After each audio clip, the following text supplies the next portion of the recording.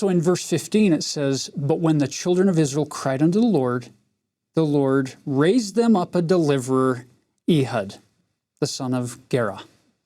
A Benjaminite, a man left-handed. And I think there's this fun detail sometimes in the scriptures. The word Benjamin literally means son of the right hand.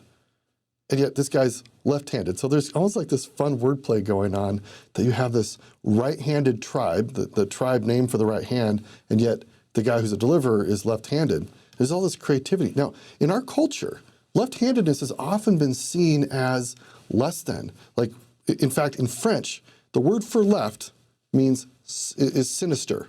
And the idea was that people who are left-handed were sinister, and yet we have this guy who doesn't fit the mold of typical right-handedness, about 90% of the population. And God uses an unexpected character who people thought, we can't trust him because he doesn't fit the cult, our mold. He doesn't fit the mold.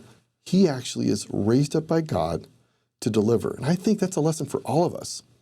That we may not fit the mold. God can help. It's not just doesn't fit the mold. His left-handedness is vital to how he saves Israel, because he straps the knife to the inside of his right thigh, which when he goes in to see Ehud, they don't search him there because, it's kind of weird, awkward to do right hand to try and pull that out, but it's just one motion. And so not only is it he doesn't fit the mold, his not fitting the mold is specifically how he is able to save Israel.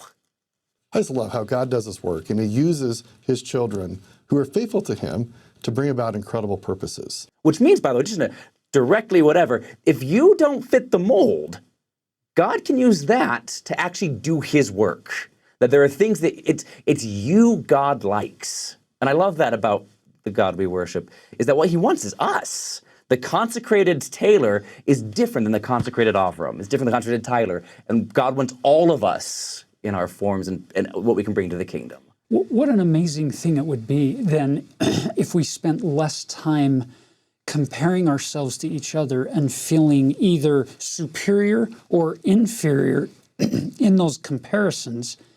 But if we spent, instead of our time doing that, spend our time going to the Lord in sincere meekness to say, you gave me these unique characteristics, this unique combination of gifts and talents and abilities and struggles.